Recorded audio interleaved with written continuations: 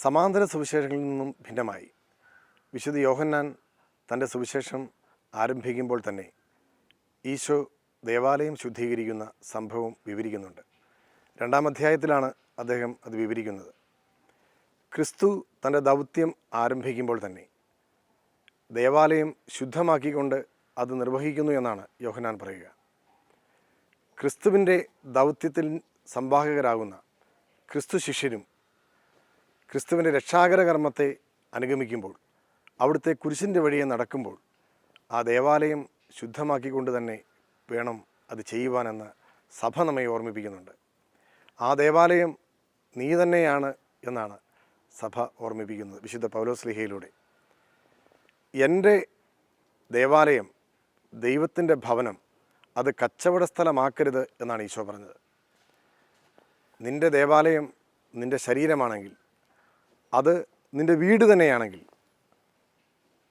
അത് കച്ചവട സ്ഥലമാണോ എന്ന് വിചിന്തനം ചെയ്യുവാനുള്ള ഒരവസരം സഭ നമുക്ക് നൽകുകയാണ്. ഇന്ന് കാവ്യാമൃതത്തിലെ ഈ ഗാനങ്ങൾ നമ്മൾ കേൾക്കുമ്പോൾ ക്രിസ്തുവിൻ്റെ സ്നേഹത്തോട് തുലനം ചെയ്യുവാൻ ഒന്നുമില്ല എന്ന് നമ്മൾ തിരിച്ചറിയുകയാണ്. ഈശോയുടെ സ്നേഹത്തെ അനുധാവനം ചെയ്യുന്ന ശിഷ്യൻ്റെ മനസ്സ് സ്വന്തമാക്കി വേണം ഈ ഗാനങ്ങൾ നമ്മൾ കേൾക്കുവാൻ. അപ്പോൾ അറിയാതെ തന്നെ നമ്മുടെ മനസ്സ് തപം കൊള്ളും ക്രിസ്തു സ്നേഹത്തിലേക്ക് ലയിച്ചു ചേരുവാൻ. കാവ്യാമൃതത്തിൻ്റെ ഈ പുതിയ എപ്പിസോഡിലേക്ക് ഏവർക്കും ഹാർദമായ സ്വാഗതം.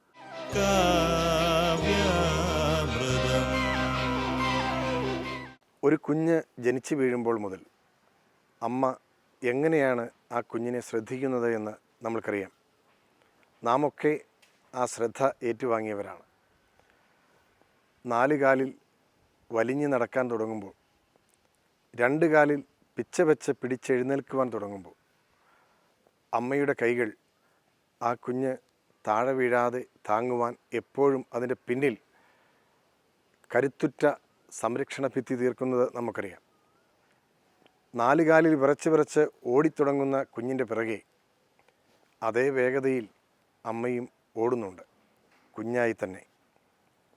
അങ്ങനെ ബാല്യം മുതൽ കുഞ്ഞിൻ്റെ വളർച്ചയിൽ എത്ര പ്രായമായാലും അമ്മ ഒരിക്കലും ആ കുഞ്ഞിനെ കൈപിടിയുന്നില്ല. അങ്ങനെ വളർത്തിക്കൊണ്ടുവരുന്ന മകൻ മറ്റുള്ളവരാൽ ആക്ഷേപിക്കപ്പെട്ട് പീഡിതനായി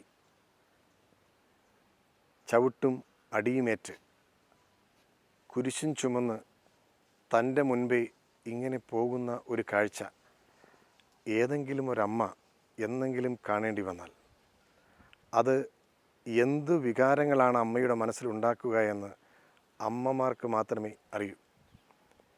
അത്തരത്തിൽ നമ്മുടെ മുമ്പിൽ ഈശോയുടെ അമ്മ ഇങ്ങനെ പോവുകയാണ്. ആ അമ്മയുടെ പിറകെ ആ വേദനകൾക്ക് കൂട്ടിരിക്കുവാൻ നമ്മൾ ഈ നോമ്പ് കാലത്ത് കുരിശിൻ്റെ വഴിയെ യാത്ര ചെയ്യുന്നുണ്ട്. ഈ യാത്രകളിൽ അമ്മ ഏറ്റെടുത്ത വേദന എന്തെന്ന് അമ്മമാർ മാത്രം ധ്യാനിച്ചാൽ പോരാ. മക്കളും പിതാക്കന്മാരും സഹോദരങ്ങളുമെല്ലാം ഒരുമിച്ച് ധ്യാനിക്കേണ്ടതാണത്. ഈ അമ്മ മനസ്സിൻ്റെ ഒരു നൊമ്പരമാണ് നാം ഇപ്പോൾ കേൾക്കുവാൻ പോകുന്ന എൻ്റെ മകനെ, നീ എന്തിനാണ് ഈ പീഡനമെല്ലാം ഏറ്റെടുക്കുന്നത് എന്ന് അമ്മയുടെ മനസ്സോടുകൂടി ഈ വരികൾ നമ്മൾ കേൾക്കുകയാണ്. ദൈവഹിതം നിറവേറ്റുവാൻ സ്വയം തീരുമാനിച്ചുറച്ച് ഈ ഭൂമിയിലേക്ക് വന്ന ക്രിസ്തു കുരിശേറ്റുവാങ്ങി ഗാഗുൽത്തായിലേക്ക് സഞ്ചാരം നടത്തുമ്പോൾ എന്തിനാണ് ഇത് നീ ഏറ്റെടുത്തത് എന്ന് കുറ്റപ്പെടുത്തിക്കൊണ്ടല്ല അമ്മ വിലപിക്കുന്നത്. അത് ഒരു പ്രാർത്ഥനയാണ്. ആ പ്രാർത്ഥനയിൽ നാം എല്ലാവരുമുണ്ട്. കാരണം നമുക്ക് വേണ്ടിയാണ് ഈശോ കുരിശും ചുമന്നുകൊണ്ട് സഞ്ചാരം നടത്തിയത്. അമ്മ മനസ്സിലൂടെ സഞ്ചരിക്കുന്ന ഈ ഗാനത്തിൽ ഭക്തിയുണ്ട്.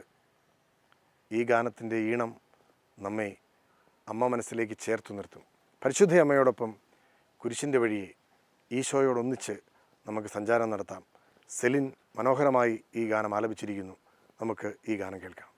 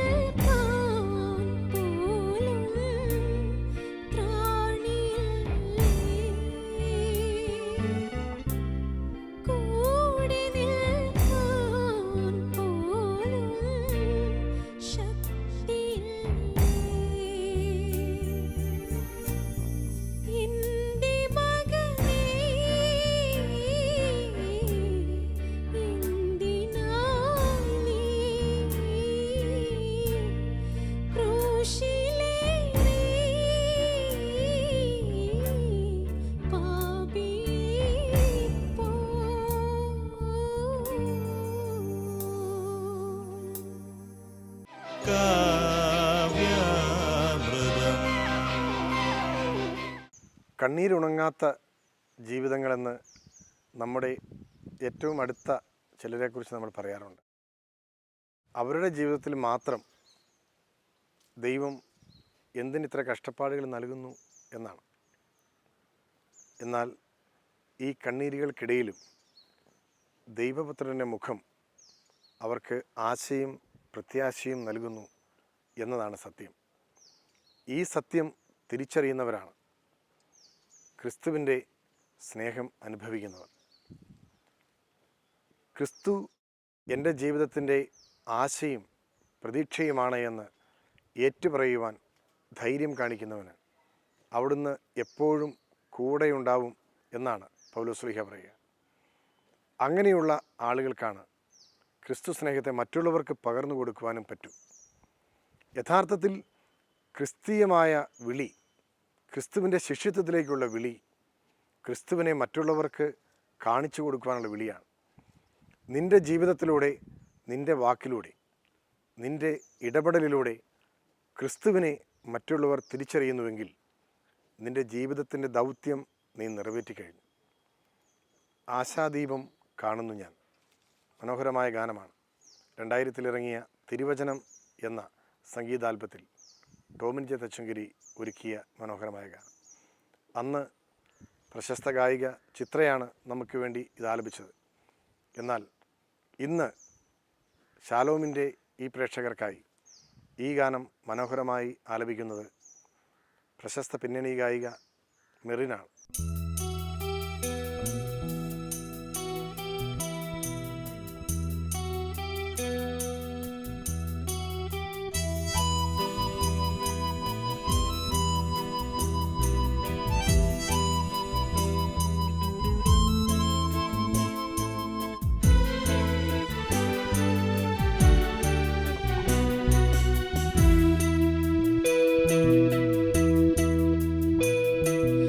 ആശാ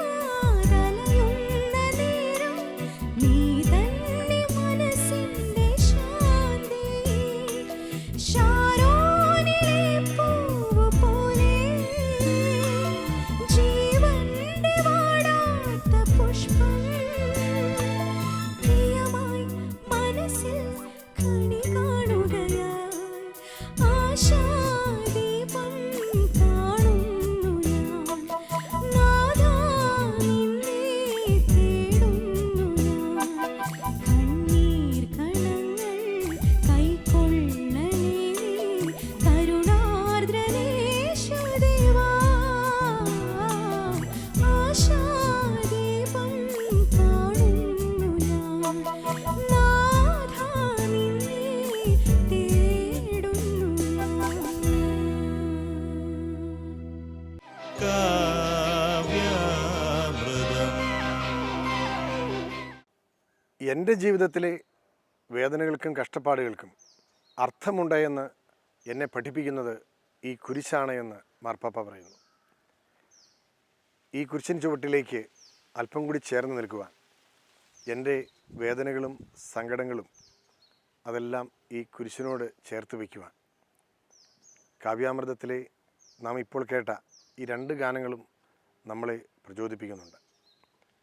മനോഹരമായ ഈ ഗാനങ്ങൾ നൽകിയ ഈണങ്ങൾ അത് നമ്മുടെ ആത്മാവിൻ്റെ ഈണങ്ങളാക്കി മാറ്റി കുരിശിനോട് ചേർത്ത് വെച്ച് രക്ഷയും സന്തോഷവും സമാധാനവും സ്വീകരിക്കുവാൻ നമുക്ക് ഓരോരുത്തർക്കും കഴിയട്ടെ എന്ന് ആത്മാർത്ഥമായിട്ട് ആശംസിക്കുകയാണ്. കാവ്യാമൃതത്തിലെ ഈ ഗാനങ്ങൾ ആസ്വദിച്ച നിങ്ങൾക്കെല്ലാവർക്കും പ്രത്യേകം നന്ദി.